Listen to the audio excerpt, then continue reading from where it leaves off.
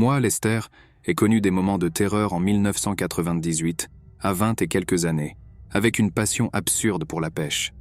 Toujours à la recherche du lieu parfait, isolé, où les poissons étaient abondants et la paix absolue. C'est lors d'une de ces recherches que je suis tombé sur un étang caché, un miroir d'eau calme entouré d'arbres hauts et un silence qui semblait palpable. Et là, au milieu de l'étang, une île. Une petite île, couverte de végétation dense, que je jurais n'avoir jamais vue auparavant. La curiosité démangeait plus fort que la peur. J'ai pagayé jusqu'à là, impatient d'explorer ce petit morceau de terre inconnu. En posant le pied sur l'île, un frisson étrange a parcouru mon échine. L'air était lourd, immobile, comme si le temps y était stagnant. Des ruines de constructions anciennes émergeaient de la végétation, des pierres recouvertes de mousse et des symboles étranges que je ne pouvais pas déchiffrer. C'était un endroit sinistre, sans aucun doute, mais l'excitation de la découverte parlait encore plus fort. J'ai monté mon équipement de pêche au bord de l'eau, essayant d'ignorer la sensation d'être observé. Le soleil commença à se coucher, peignant le ciel de tons orangés et violets. La beauté du paysage contrastait avec l'atmosphère oppressante de l'île. C'est alors que j'ai commencé à entendre les murmures. Basses, presque inaudibles, venant de la végétation derrière moi. Ils ressemblaient à des voix murmurant dans une langue que je ne comprenais pas. Je me suis retourné, le cœur battant fort, mais je n'ai rien vu d'autre que les ombres des arbres s'allongeant avec le crépuscule.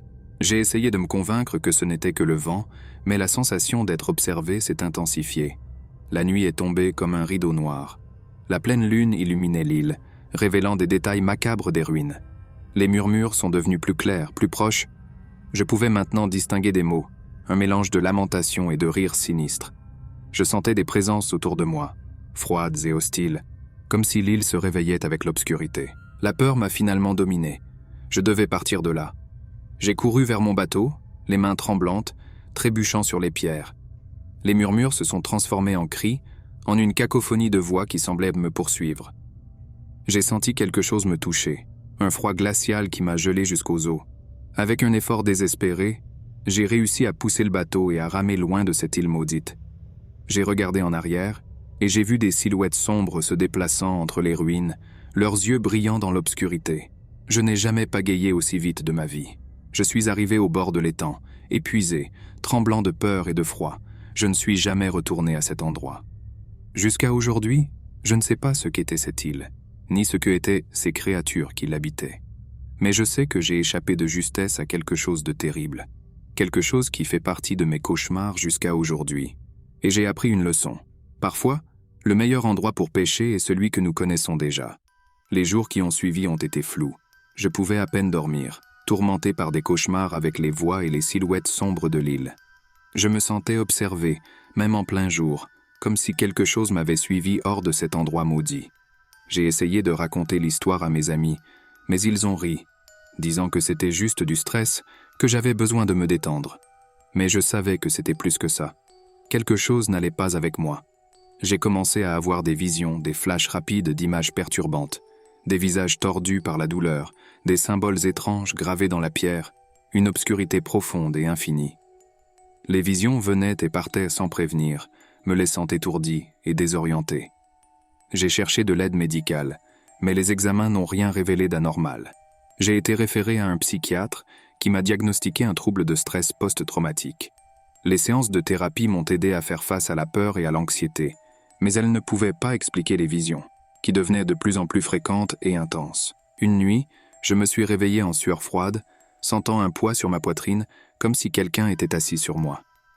J'ai ouvert les yeux et j'ai vu une silhouette sombre planant au-dessus de mon lit. Elle était grande et mince, avec des yeux rouges qui brillaient dans l'obscurité. J'ai ressenti une terreur paralysante, incapable de bouger ou de crier. La silhouette s'est penchée sur moi, son visage se rapprochant du mien. J'ai senti son haleine froide et fétide sur mon visage. J'ai entendu une voix rauque murmurer à mon oreille « Tu nous appartiens maintenant ». Puis, tout est devenu noir.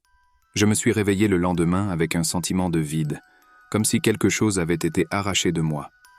Les visions s'étaient arrêtées, mais je savais que je n'étais pas libre. Je sentais la présence de cette chose en moi, une obscurité qui grandissait chaque jour. Je n'étais plus le Lester que j'étais. Je vivais isolé, craignant le monde et moi-même. Je savais que j'étais condamné, que l'île m'avait marqué pour toujours. Et maintenant, chaque nuit, quand je ferme les yeux, j'entends les murmures, je sens les présences, et je sais qu'ils attendent. Ils attendent de me ramener sur l'île. L'année était 2001. Le vent hurlait comme une bête blessée, fouettant la pluie contre les fenêtres de mon petit bateau de pêche.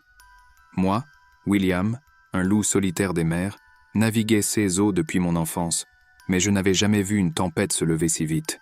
Le ciel, qui était tranquille quelques instants auparavant, était maintenant un tourbillon de nuages noirs et de menaçants éclairs.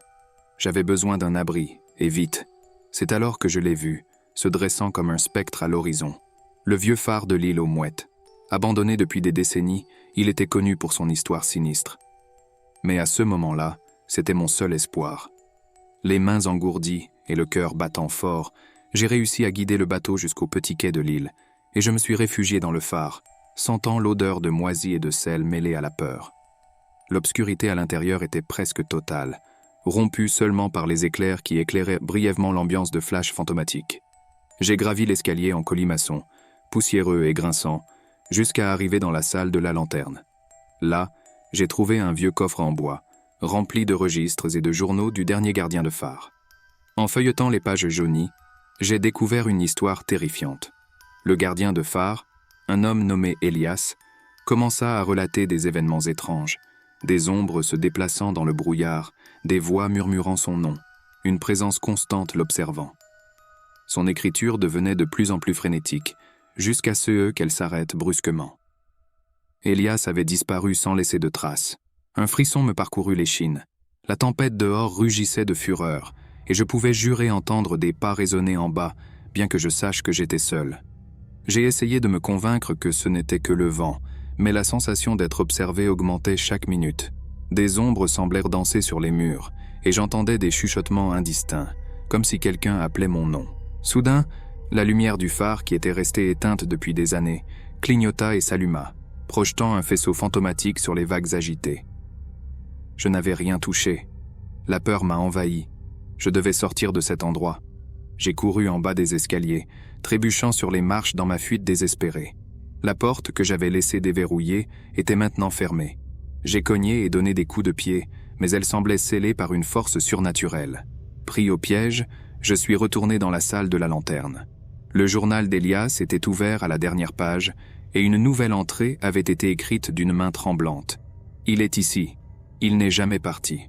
Maintenant nous sommes deux. » J'ai regardé dans le miroir embué et j'ai vu mon propre reflet, mais derrière moi, une sombre silhouette, une silhouette indistincte aux yeux brillants qui m'observait. J'ai crié, mais ma voix a été étouffée par le rugissement de la tempête. L'ombre s'est approchée, m'enveloppant d'une obscurité glaciale. J'ai senti une main froide toucher mon épaule. Et alors, plus rien. Le soleil du matin a trouvé le bateau de William dérivant près de l'île aux Mouettes, vide.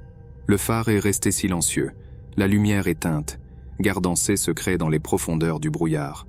Personne ne saura jamais ce qui est arrivé à William, s'il a réussi à s'échapper d'une manière ou d'une autre, s'il est devenu fou comme Elias, ou si quelque chose de plus sinistre s'est produit. Le phare de l'île aux Mouettes reste là, un monument solitaire à ceux qui ont été engloutis par les ténèbres, un rappel que certains mystères valent mieux être laissés intacts. L'année était 2006. Moi, Martin Irving, ai toujours été un aventurier. Depuis mon enfance, j'étais captivé par les histoires d'explorateurs, de trésors perdus et de lieux mystiques. Alors, quand j'ai entendu parler d'un puits submergé au milieu de la forêt amazonienne, avec des légendes disant qu'il était un portail vers un autre monde, je n'ai pas hésité. J'ai préparé mon sac à dos et je suis parti pour l'aventure. Le voyage a été long et épuisant.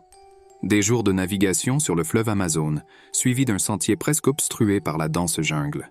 Les guides locaux me regardaient avec méfiance, murmurant à propos d'esprits et de malédictions. Mais j'étais déterminé. Finalement, nous sommes arrivés sur place. Un lac sombre, aux eaux calmes, avec une ouverture circulaire au milieu, semblable à une bouche ouverte avalant la lumière du soleil. C'était ce fameux puits. Malgré la peur qui régnait dans l'air, quelque chose me poussait vers cet abîme. C'était une curiosité irrésistible, un appel résonnant dans mon âme. Je devais savoir ce qui se trouvait en bas. J'ai ignoré les avertissements des guides et, équipé de mon cylindre d'oxygène et de ma lampe de poche, j'ai plongé. La descente était sombre et silencieuse. L'eau était froide, lourde, et à chaque mètre que je descendais, la sensation d'entrer dans un autre monde s'intensifiait. C'était comme si la réalité se dissolvait, laissant place à quelque chose de plus ancien, de plus primaire. Enfin, je suis arrivé au fond. Et ce que j'ai vu m'a coupé le souffle. Ce n'était pas le fond d'un puits, c'était autre chose. Un paysage extraterrestre, aux couleurs impossibles et aux formes géométriques défiant la logique. Un ciel verdâtre, avec 2 lunes énormes, et une végétation étrange, pulsant d'une lumière bioluminescente. J'étais paralysé, étourdi. C'était comme un rêve, un cauchemar vif. Mais la beauté du lieu était hypnotique, m'invitant à explorer. J'ai nagé parmi les plantes brillantes, écoutant des sons qui semblaient être des murmures dans une langue inconnue. Soudain, une ombre gigantesque est passée au-dessus de moi. J'ai regardé en l'air et j'ai vu une créature volante, avec des ailes de cuir et des griffes acérées, me fixant de ses yeux rouges. La terreur m'a envahi. Je devais partir de là. Et vite. J'ai nagé de retour vers le puits, mais il semblait être plus éloigné, comme si l'endroit lui-même me repoussait. La créature volante me poursuivait, de plus en plus près. Je sentais ses griffes frôler mon dos, son haleine fétide brûler ma peau. Avec un dernier effort désespéré, j'ai atteint l'ouverture du puits et j'ai remonté, nageant de toutes mes forces. La lumière du soleil n'avait jamais semblé aussi belle. J'ai brisé la surface, haletant, crachant de l'eau. Les guides m'ont tiré vers le bateau, les yeux écarquillés d'horreur. J'essayais d'expliquer ce que j'avais vu, mais les mots ne sortirent pas. Cet endroit m'avait affecté profondément, comme s'il m'avait volé une partie de mon âme. Dans les jours qui ont suivi, j'ai été tourmenté par des cauchemars vifs avec la créature volante et le paysage extraterrestre. Je savais que cet endroit était réel et qu'il m'appelait à revenir. Je suis rentré chez moi, mais rien n'était plus pareil. Je ne pouvais pas m'adapter à la vie normale.